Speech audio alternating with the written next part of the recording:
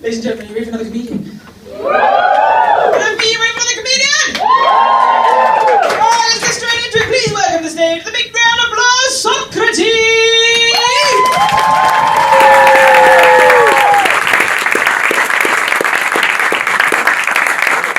Keep it going there forever!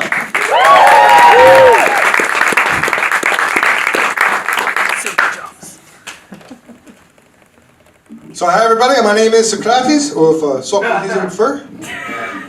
I am an American. Yeah, thanks, appreciate that. Really supportive.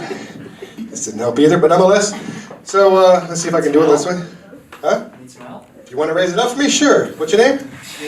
Yodion. Give it up for Yodion! That's not good right there, thank you. Thank you, Yodion. Fantastic, you must be Dutch. Just because you're in Holland and you got a name like Yodion. So I'm learning Dutch. I'm trying to get better at my Dutch. I don't speak but so well. I recently had to learn a new word. I didn't want to, but I had to. It's a word, aangereden.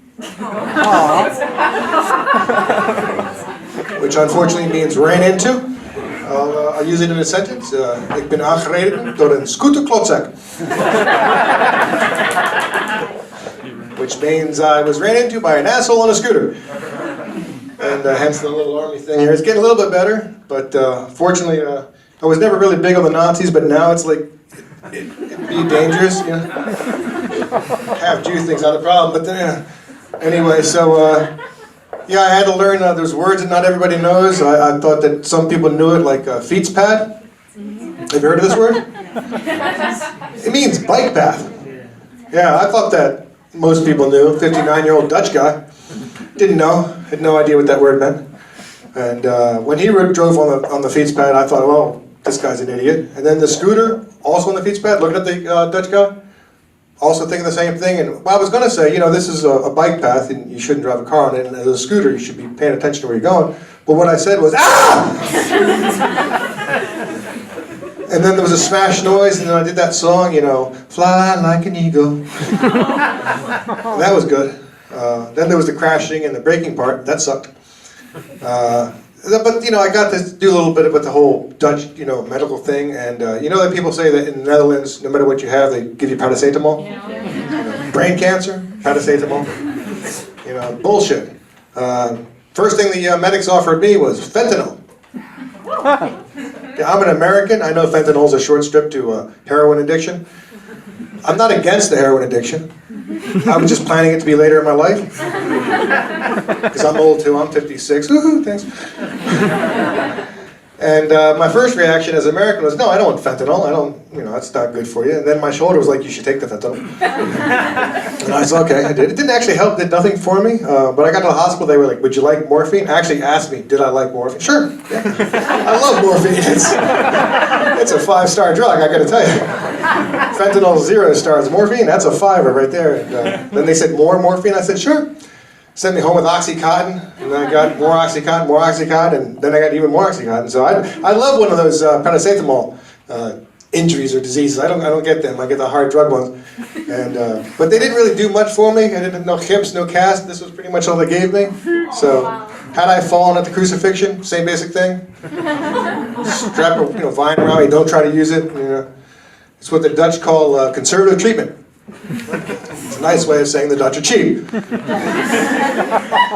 I asked the doctor, so what do you think about my situation? And he said, this is basically a helaas pindakaas situation.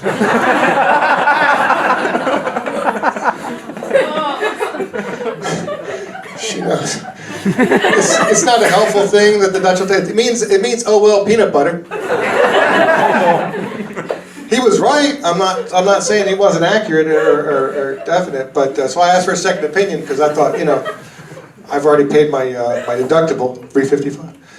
And so I talked to another doctor, and he looked at me. He was a little more optimistic. He said, "It comes good." I never ever heard this, but this is what they'll tell you. It comes good. It's not even a good sentence. You know what I mean? You're not even speaking good or well. Either way, there's only one time that's a useful feedback. You know. Is when you're shopping around for a male prostitute. So, how's it work? Good? comes good. And about the backside, huh? Helaas pindakaas.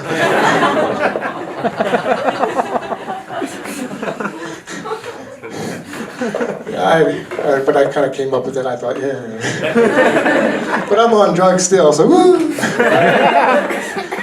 Another hard word, if you've ever gone out with a Dutch guy, or if you find yourself one day going out with a Dutch guy, or perhaps a Dutch girl, one way or the other, or both, thruples.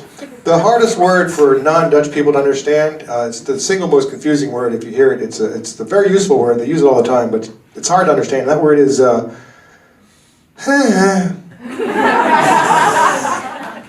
you can hear that word almost any time. I hear myself saying it while I'm waiting for trains recently. I go, I don't even know where that came from. But there's worse times to hear that word, like after sex. That was all right, huh?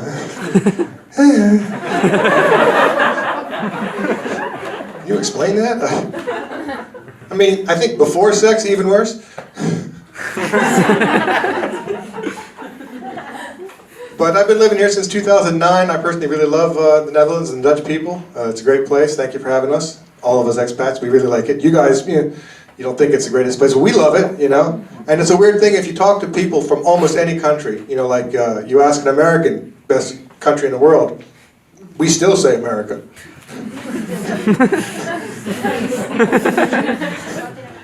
Russian guy, same thing. You ask an Indian person, they'll say India. The Pakistani guy corrects him, says, no, it's Pakistan. But you ask a Dutch person, best country in the world? They'll go, I don't think, I don't know. Hello? Netherlands? No! You think? But the weather. Yeah, I know, the weather's crap, so's the food. That's why we do these inside things. That's why we make this something nice. Even though today is nice weather, but we kind of hide it, otherwise we'd all be running back outside. But my favorite Dutch word, of course, the Dutch word, of course, is gezellig. It's the Dutch word that means it's a wonderful, warm evening. And the thing I like about the word gezellig is you can't do it by yourself, you know what I mean? It's a group kind of a thing, You can't just say, like, how was your night last night? Spent the night masturbating. It's fun, but it's not exactly gezellig, you know what I mean? I mean, unless you do it in a big group, could be gezellig, But it's a great Dutch word, though, because it starts with a gug, ends with a gug. It's got that zel in the middle, which I like.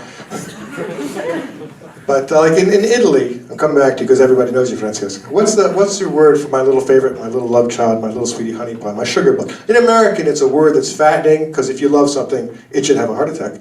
But what's your word for like my little sweet honey pie? No one's listening. It's fine. Tesoro. Tesoro. That's a nice sounding word. Tesoro. The Dutch went with schatje. Schatje. Very Dutch. I don't get it. And they shrink it down to scha, which doesn't help. I personally much prefer the word oudje, which is a little onion. But my little oudje, who's it? My oudje. Who? Could you be my oudje? It sounds nicer, doesn't it? I like oudje better. Dutch people don't seem to like it, but I think oudje sounds better. But I'm like that. I'm Greek. But another weird thing about the Dutch I've never quite got as an American is the way they mix their weed and tobacco together. All sorts of bad excuses as to why, it burns better, it lasts longer, or whatever. I don't know, it gives you cancer. They want the paracetamol. I'm not sure what it is. Not realizing if you rolled a joint, you'd smoke the joint, you get high, you'd be happy it went out because you're bullshitting about paracetamol, and not realizing it and just splabbing on and on. They're kind of addicted to tobacco, So I say if you could put anything in there, you could mix oregano, it'd last longer, They don't do that, But it's like, you could do that with anything. You got that 8% beer, Why don't you put a bunch of water in there, mix that thing down, You go twice as far. It's a good coat. That's what we do in the U.S., exactly. We call it Budweiser. If that's not enough, we do it down, we call it Bud Light, But one of my favorite weird things that Dutch came up with, those wooden Dutch shoes, the wood shoes, and they had to come up with a name for those things, you're walking around in them and clomp, clomp, clomp, clomp. What do you call those things? These? Clomp, clomp, clomp. Colton. A logical name, you know what I mean? I like that about the Dutch. Some things are very logical, some things aren't, you know? It's like the triangle is a driehoek. 3 angles, I think it means, right? Makes a lot of sense. But the square is a vierkant. 4 sides. Could have been vierangel, could have been vierhoekje, you know? Certain logic I don't get. You know, like the Dutch word for shoe. They just Dutched up shoe and went with schoenen. Okay, I get the logic in it, but they drop it there because the word for gloves, it's handschoenen, hand shoes. I don't know. I think they could have done better. That's all I'm saying. But this is about as good as I could have done. So my name is Socrates. You guys have been great, and what a great thing about being out here in Wageningen is these great shows. I can't say the name.